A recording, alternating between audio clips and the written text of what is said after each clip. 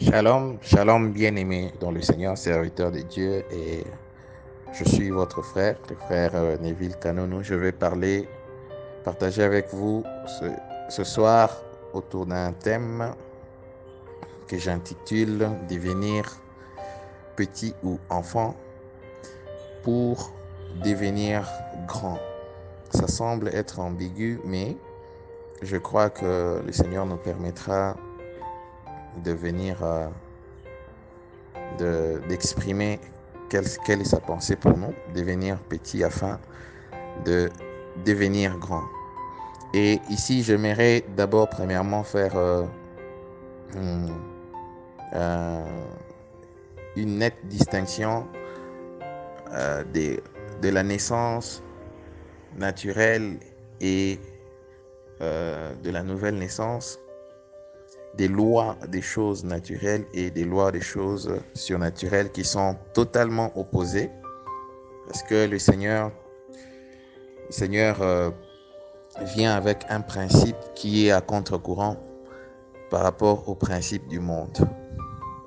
Déjà, dans notre royaume, pour monter, il faut descendre, et pour descendre, il faut monter. Et nous avons ici un exemple qui me vient à l'esprit. Un prédicateur était monté, Dieu de la chair, avec beaucoup de prétentions, et il est descendu la queue entre les pattes. Et frère Branham dit que s'il était monté comme il était descendu, il serait redescendu comme il est monté. Alors, je vais m'inspirer dans les livres de Philippiens chapitre 2, verset 5. La Bible nous dit: ayez en vous les sentiments qui étaient en Jésus-Christ, lesquels, existant en forme de Dieu, n'a point regardé comme une proie à arracher d'être égal à Dieu, mais s'est dépouillé lui-même en prenant une forme de serviteur, en devenant semblable aux hommes, et ayant paru comme un simple homme, il s'est humilié lui-même, se rendant obéissant jusqu'à la mort, même jusqu'à la mort de la croix. C'est pourquoi aussi Dieu l'a souverainement élevé et lui a donné le nom qui est au-dessus de tout nom, afin qu'au nom de Jésus, tout genou fléchisse dans les cieux, sur la terre, sous la terre, et que toute langue confesse que Jésus-Christ est Seigneur, à la gloire de Dieu le Père. Alors déjà, frère Branham nous enseignant de la divinité. Il nous montre clairement que c'est le Fils de Dieu, c'est celui qui était invisible, qui s'est manifesté dans la chair. C'est-à-dire Jésus-Christ sur la terre, il était au fait Dieu, mais dans la dispensation du Fils. Et dans Jean chapitre 5, verset 19, la Bible déclare: Jésus reprit donc la parole et leur dit: en vérité, je vous le dis, le Fils ne peut rien faire de lui-même. Il ne fait que ce qu'il voit faire au Père, et tout ce que le Père fait, le Fils le fait aussi pareillement.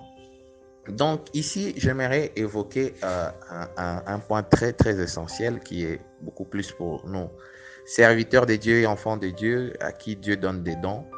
Et nous, parfois, nous nous sentons seulement capables de faire n'importe quoi avec le pouvoir ou la puissance que Dieu nous a donné.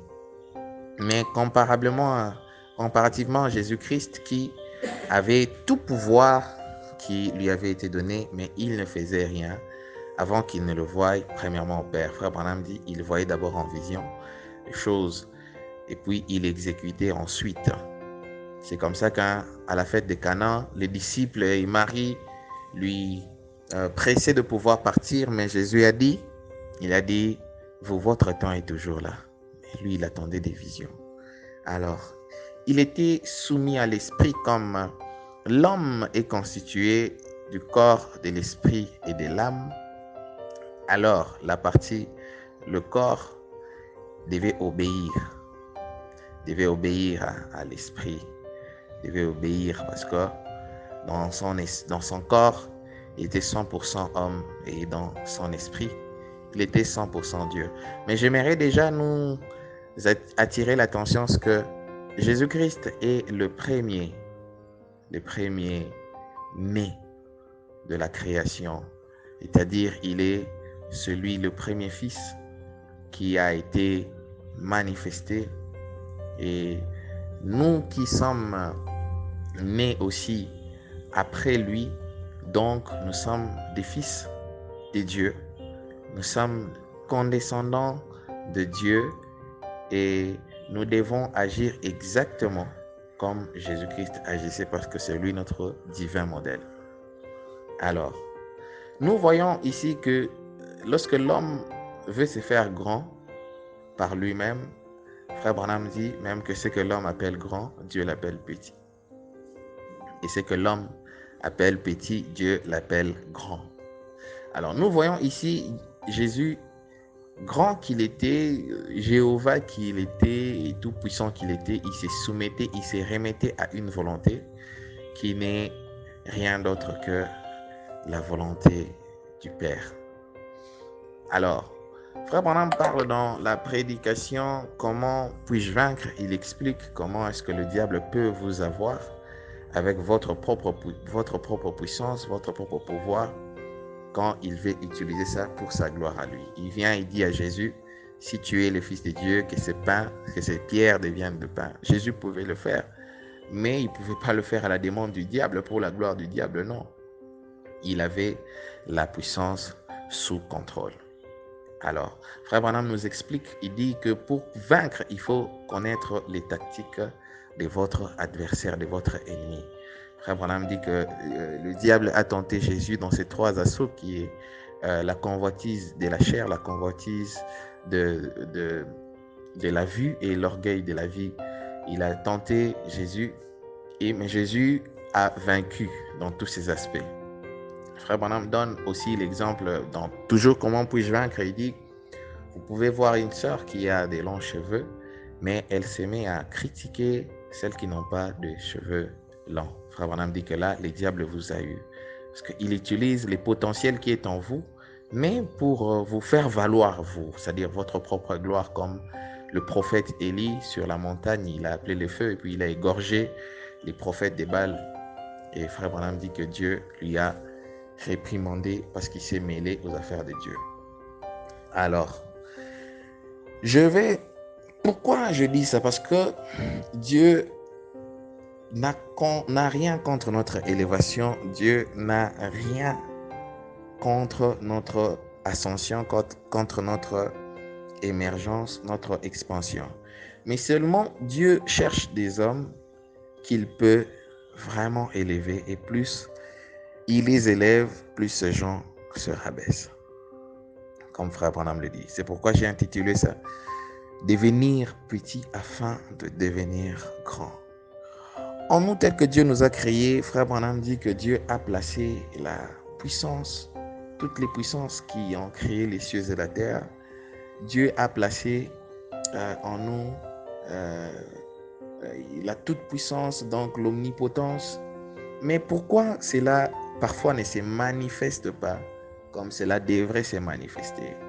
Juste parfois parce que nous ne savons pas utiliser cette puissance. Et la façon pour nous de l'utiliser, c'est de lâcher prise.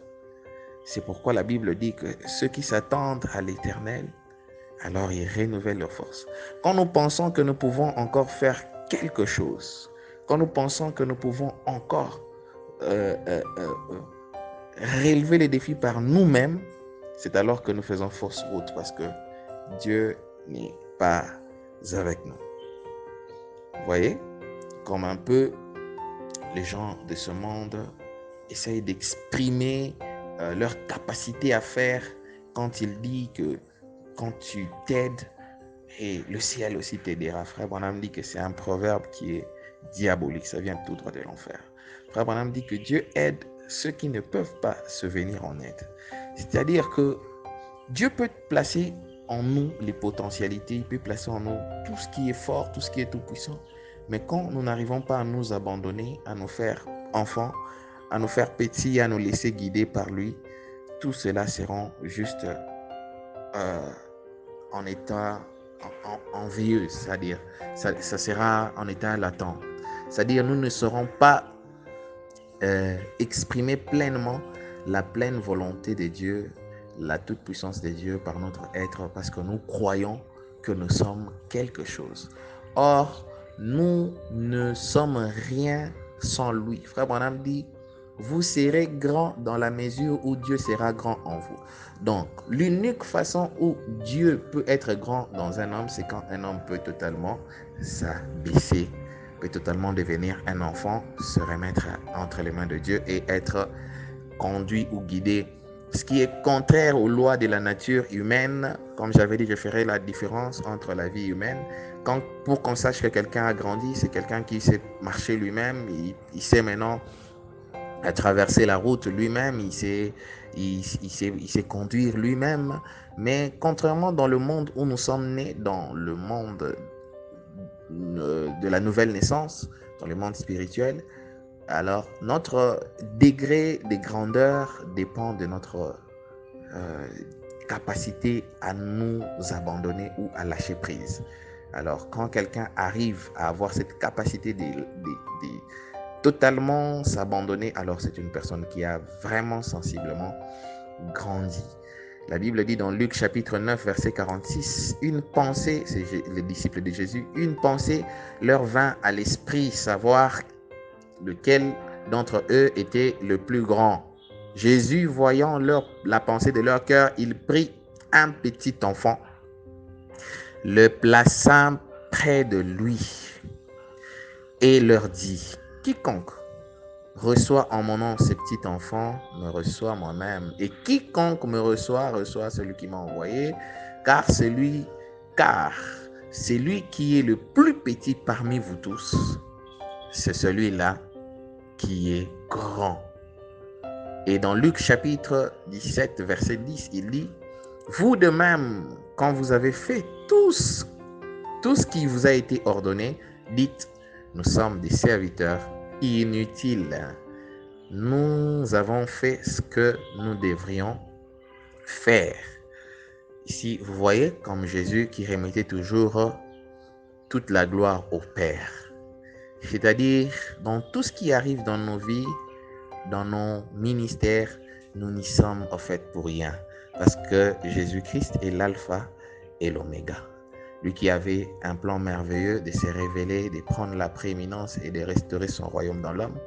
Nous sommes des instruments. Nous devons nous dire serviteurs inutiles. Nous avons fait ce qui nous avait été demandé d'être fait et non nous approprier cette gloire-là comme si c'était nous qui l'avons fait. Vous voyez? Donc celui qui veut être grand dans le royaume, il dit que Jésus prend un enfant, il l'amène devant eux et dit, regardez cet enfant, celui qui est comme cet enfant, ici, il est en fait le plus grand dans le royaume. Jésus voulait nous enseigner parce qu'aujourd'hui, nous n'avons plus à apprendre, nous n'avons plus à écouter, nous n'avons plus à nous asseoir aussi, à entendre quelqu'un nous parler, nous édifier, parce que nous nous estimons grands, nous nous estimons ayant tout connu, nous nous estimons qui disons, quel est le titre de la brochure que je ne connais pas, quel est le message que j'ai jamais entendu, qu'est-ce qu'on va m'apprendre du message. Or, la marche avec Dieu, nous apprenons chaque jour et tous les jours. Je vais lire encore dans Philippiens, chapitre toujours 2, verset 3, il est écrit, ne faites rien par esprit de parti ou par vaine gloire, mais que l'humilité vous fasse regarder les uns, que vous fasse regarder les autres comme étant au-dessus de vous-même. Vous voyez? Donc ici, là, c'est ce que nous devons prendre à cœur, lire, parce que vous ne deviendrez jamais plus grand que la personne qui s'est fait toujours petit à vos yeux. Je vais conclure pour lire la citation de Frère Branham dans La force parfaite, dans la faiblesse parfaite. Écoutez bien le titre, La force parfaite. Donc, dans la faiblesse aussi parfaite. Paragraphe 99, Frère Branham dit, J'ai souvent dit, mon plus grand ennemi, c'est William Branham.